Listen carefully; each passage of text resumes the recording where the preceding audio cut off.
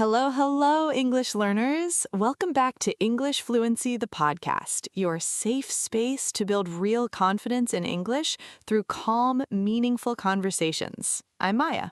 And I'm Liam. We're really glad you're here with us today.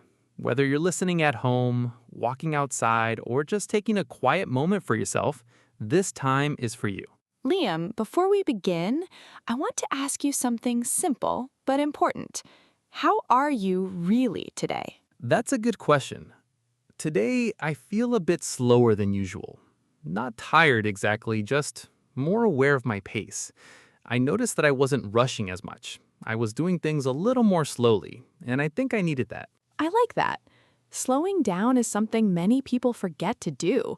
We move so fast all the time, and we don't always notice how we feel. Exactly, and something small made a difference today. I was making tea, and instead of checking my phone like I usually do, I just stood there and watched the steam rising from the cup. It was quiet, simple, and strangely peaceful. That sounds really nice. It's amazing how small moments can change your mood. Just being present for a minute can calm your mind. Yes, and it made me think. Sometimes we don't need something big to feel better, just a small pause. That's true. And actually, I had a moment like that today too. I was about to say yes to something almost automatically. But then you stopped for a second. Yes, that pause again. Yes. I asked myself, do I really want to do this? And the answer was no, but I almost said yes anyway. That's such a common situation. It really is, and that brings us perfectly to today's topic.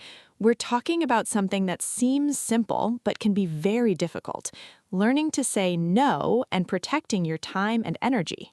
And this is not about being rude or unfriendly. It's not about pushing people away. It's about being honest with yourself and respecting your limits. Exactly. And before we continue, just a quick note for our listeners. This episode is great for A2 to B1 learners. If you're a beginner, just relax and listen. You don't need to understand every word. Understanding the general idea is already progress. Let the English flow naturally. No pressure. Just listen and enjoy. And if you enjoy this episode, don't forget to like, subscribe, and leave a comment. You can tell us, is it difficult for you to say no? All right, let's continue.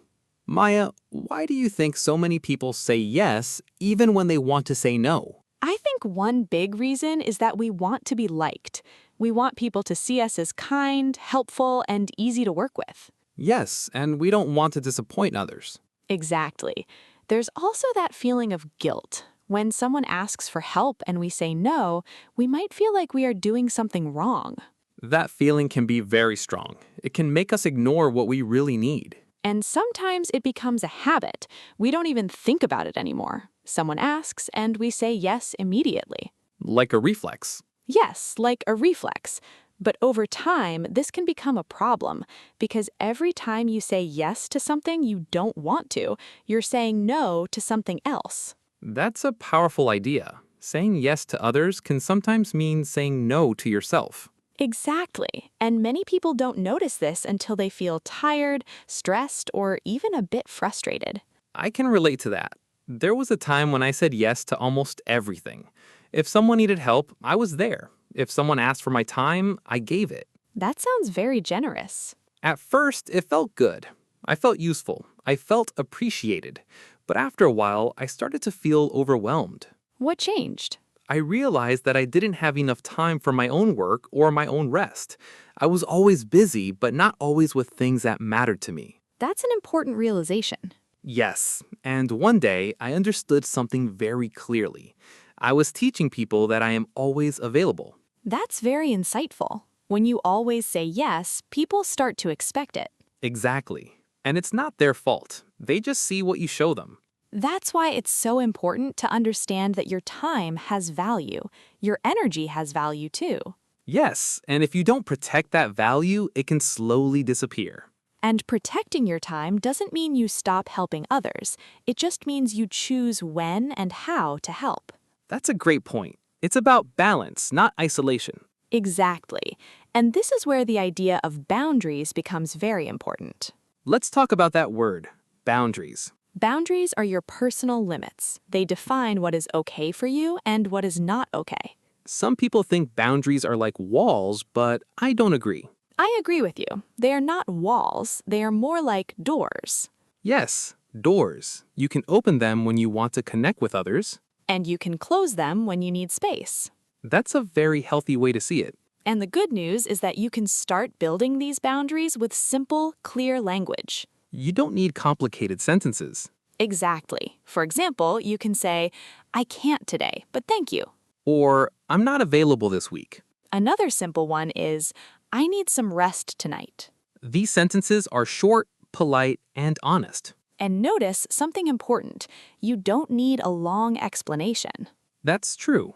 Many people feel like they need to explain everything. But often a simple and clear sentence is enough. And the more you practice this, the more natural it becomes. Yes, at first it might feel uncomfortable. You might feel a little guilty. But that feeling doesn't last forever.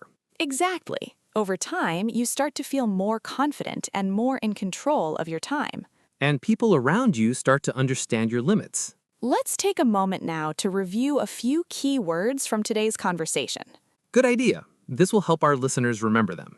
The first word is boundary. A boundary is a limit you set for yourself. For example, you can say, I don't work late at night. That's my boundary. The next word is available. When you are available, it means you have time. And when you are not available, it means you need that time for something else. Another important word is guilty. Feeling guilty means you feel bad about something you did or didn't do. For example, I felt guilty for saying no. And finally, the word respect. To respect your time means to treat it as something important. And you deserve that respect from others and from yourself. Before we finish, let's leave our listeners with a simple idea. Saying no is not rejection. It's protection, It's protection of your time your energy. and your peace. This week, try something small. Just one moment where you pause before answering. Ask yourself, do I really want to say yes? And if the answer is no, try to say it calmly and clearly. You don't have to be perfect. Just start. And if you feel comfortable, you can share it with us. You can write, this week, I will say no to. We're really proud of you for taking this time to learn and grow. I'm Maya. And I'm Liam. And this is English Fluency, the podcast. We'll see you in the next episode.